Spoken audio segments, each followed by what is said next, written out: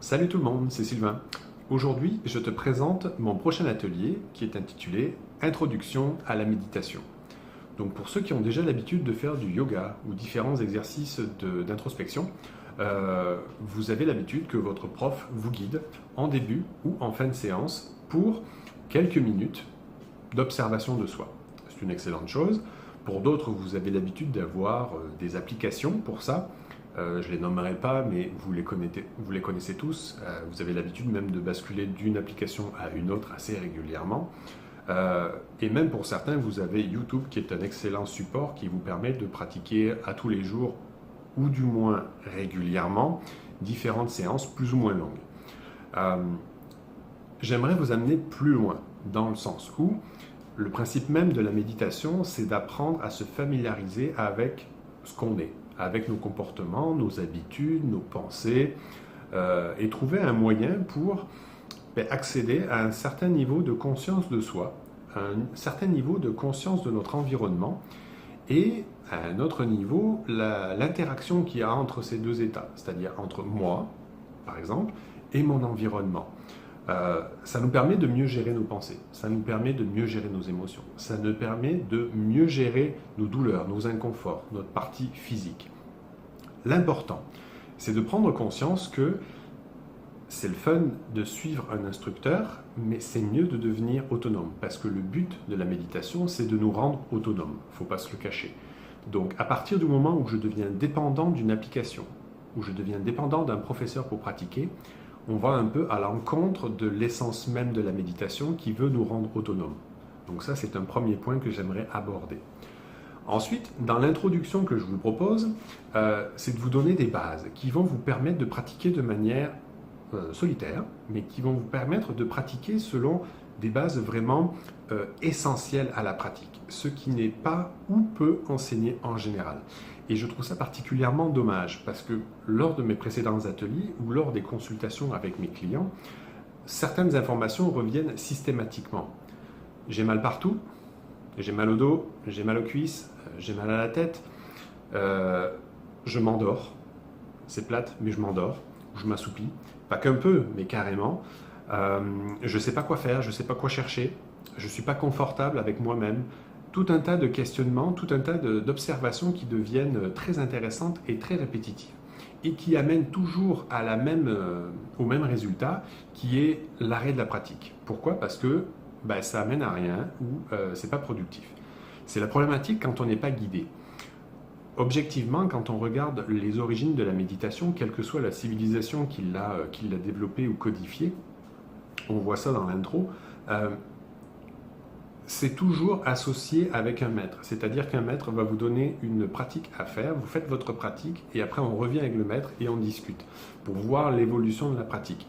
En aucun cas, le maître vous guide en permanence durant la pratique. Pourquoi? Parce que vous devenez dépendant à la voix, à sa façon d'enseigner. Alors c'est le fun, mais vous devenez dépendant de lui.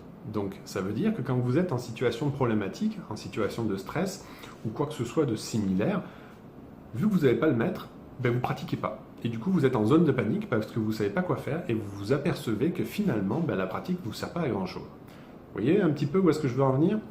Donc, la façon dont moi j'enseigne, elle est vraiment très particulière dans le sens où mes cours sont basés principalement sur la notion de partage. C'est-à-dire que vous allez partager entre vous, toujours pareil, c'est selon votre volonté de partage, vous n'êtes pas obligé de tout nommer non plus. Mais l'idée, c'est de partager vos expériences, c'est-à-dire je vais vous donner une consigne, vous allez pratiquer pendant un temps donné, et ensuite vous allez faire un retour sur comment vous avez vécu cette pratique-là.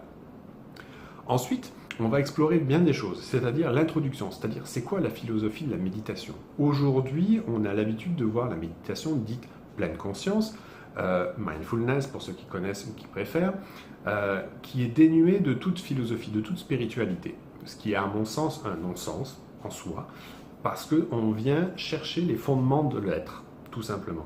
Et les fondements de l'être, si ce n'est pas la spiritualité, je ne sais pas trop ce que c'est. Donc, à un moment, il faut revenir dans les bases. Donc, on va avoir un premier cours, puisque l'introduction que j'offre est sur 4 cours. Donc, premier cours, c'est la philosophie de base, c'est-à-dire d'où ça vient, à quoi ça sert, à quoi on peut s'attendre, quels sont les rudiments entre guillemets à connaître au niveau de la philosophie pour bien se lancer et pour chercher les bonnes choses. On verra sur cette notion-là un peu plus tard dans l'intro. Le deuxième cours, lui, il est basé uniquement sur la posture. Et on va s'apercevoir que méditer, c'est pas forcément assis en tailleur sur un coussin de méditation, mais la méditation, c'est 4 postures. Assis, debout, en marche, couché.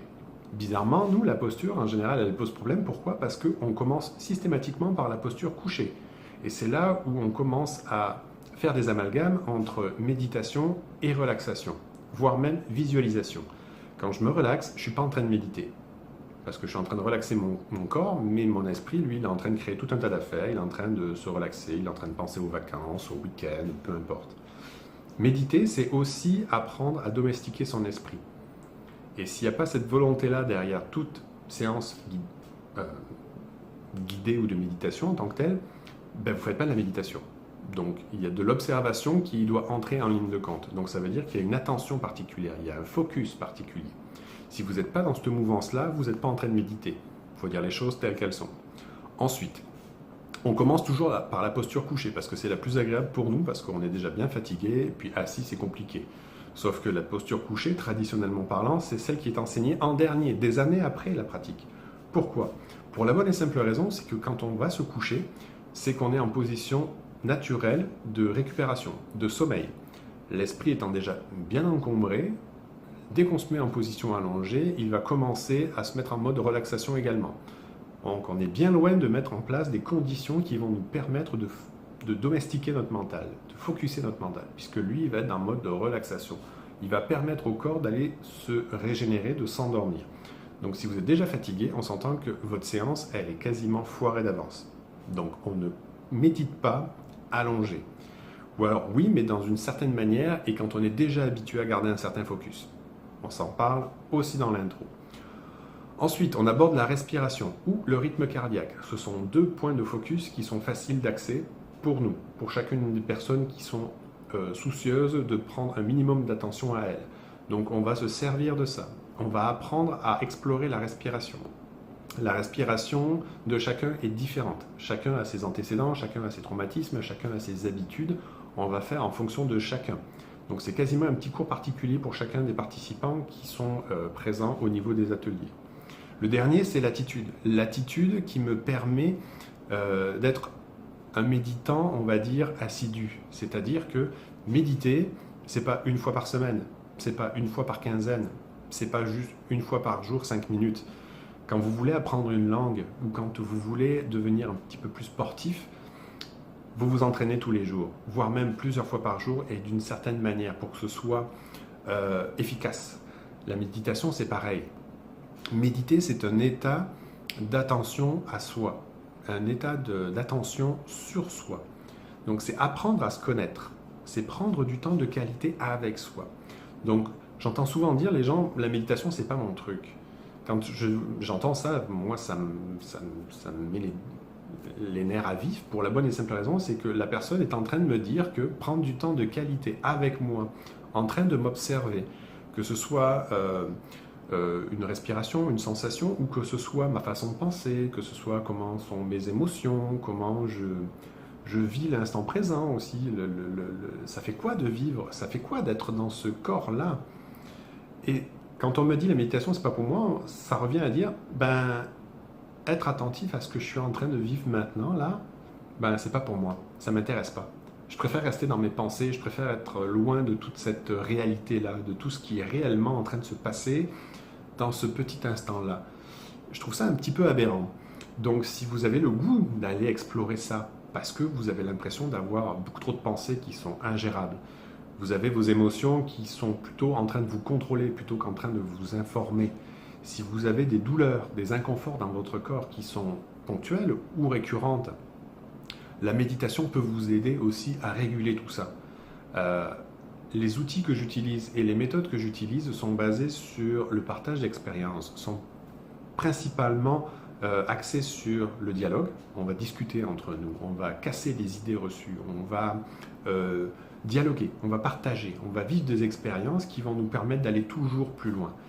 Donc toujours dans une notion de plaisir et d'assiduité. Partant de là, si c'est quelque chose qui vous tente, L'introduction démarre bientôt et je vous invite à venir participer avec le groupe. À bientôt. Ciao.